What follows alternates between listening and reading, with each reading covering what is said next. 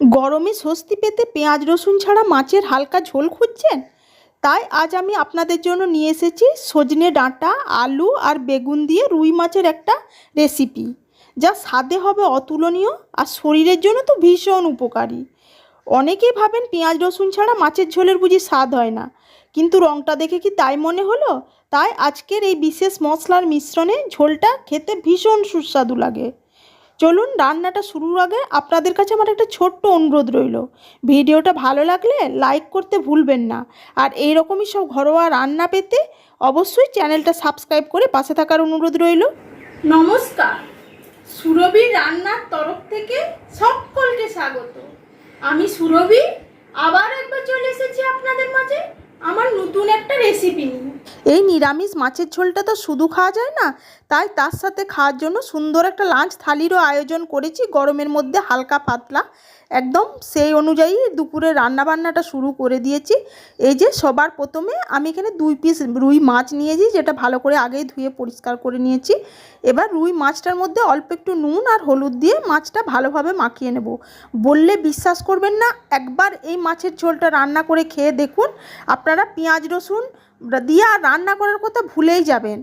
তাই এই যে রান্নাটা করার জন্য সবার প্রথমে গ্যাসে কড়াই বসিয়ে দিয়েছি।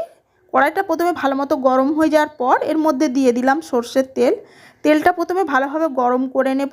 তেলটা যখন ভালোভাবে গরম হয়ে যাবে তখন এর মধ্যে দিয়ে দেব নুন হলুদ মাখানো রুই মাছটা। এবার রুই মাছটা দিয়ে উল্টে পাল্টে হালকা করে ভেজে নেব। আমি এখানে খুব বেশি কড়া করে ভাজবো না, কারণ রুই মাছটা যদি বেশি কড়া করে ভেজে নিই তাহলে ঝোলের স্বাদটা অতটা ভালো লাগবে না। তবে আপনারা যদি কড়া ভাজা পছন্দ করেন সেক্ষেত্রে ভেজে নিতে পারেন। আমি হালকা ভাজা মাছ দিয়েই মাছ রান্না করতে বেশি পছন্দ করি, যার মধ্যে মাছের স্বাদটা সম্পূর্ণ বজায় থাকে। আপনাদের সাথে গল্প করতে করতে দেখুন মাছটা ভাজা হয়ে গেছে। মাছটা তুলে নিলাম আলাদা পাত্রে। এবারে ওই ঝোলের মধ্যে আমি রান্নাটা করে নেব। তার জন্য ফোড়ন হিসেবে দিয়ে দিলাম 1/2 চামচ 5 ফোড়ন আর একটা তেজপাতা। ফোড়নটা যখন ভাজা হয়ে গেল তখন এর মধ্যে এই যে দেখুন আমি একটা বেগুন আর একটা আলু এই যে একটু ডুমো ডুমো করে কেটে নিয়েছি। এবার তেলের মধ্যে দিয়ে প্রথমে ওটা নেড়ে চেড়ে হালকা করে ভেজে নেব।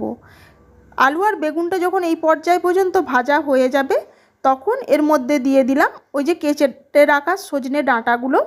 সজনে ডাঁটাগুলো একদম কচি, তাই আলু বেগুনটা ভাজা হওয়ার পরে আমি দিলাম। আর সজনে ডাঁটাগুলো যদি একটু শক্ত হয়ে যায় সেক্ষেত্রে আপনারা ওই আলু আর বেগুনের সাথেই একবারে সজনে ডাঁটাটা দিয়ে দিতে পারেন, বা সজনে ডাঁটাটা আগে ভেজে নিয়ে তারপরে আলু বেগুনটাও দিতে পারেন। এবার এর মধ্যে দিয়ে দিলাম একই সাথে টমেটো আর ঝালের জন্য চেরা কাঁচা লঙ্কা। এবার সমস্ত উপকরণগুলো তেলের মধ্যে দিয়ে হালকা করে নেড়ে চেড়ে ভেজে নেব। আলু আর বেগুনটা যখন এই যে দেখুন হালকা ভাজা হয়ে গেছে, এবার এই পর্যায়ে দিয়ে দিলাম ঘরে থাকা কিছু সামান্য মশলা, যেমন 1/4 চামচ হলুদের গুঁড়ো, 1/4 চামচ কাশ্মীরি লঙ্কার গুঁড়ো এবং একই সাথে দিয়ে দিলাম 1/2 চামচ আদা জিরে ধনের পেস্ট। এই রান্নার এই যে ছোট্ট টিপসটা আপনাদের বলে দিলাম যে পেঁয়াজ রসুন ছাড়া মাছের ঝোলটা এতটা সুস্বাদু হওয়ার কারণ এই বাটা মশলাটা দেওয়ার কারণে। তবে আপনারা চাইলে আদাটা বাটা দিয়ে জিরে ধনেটা পাউডার দিতে পারেন, কিন্তু সেক্ষেত্রে মাছের ঝোলের স্বাদটা অতটা খুলবে না। এই বাটা মশলা দিয়ে করলে যতটা সুস্বাদু লাগবে। এবার মশলাটা দিয়ে আলু বেগুন আর ডাঁটা হালকা করে কষিয়ে নিলাম, যাতে পুড়ে না যায়, তাই একটু একটু করে জল দিয়েই মশলাটা কষিয়ে নিয়েছিলাম।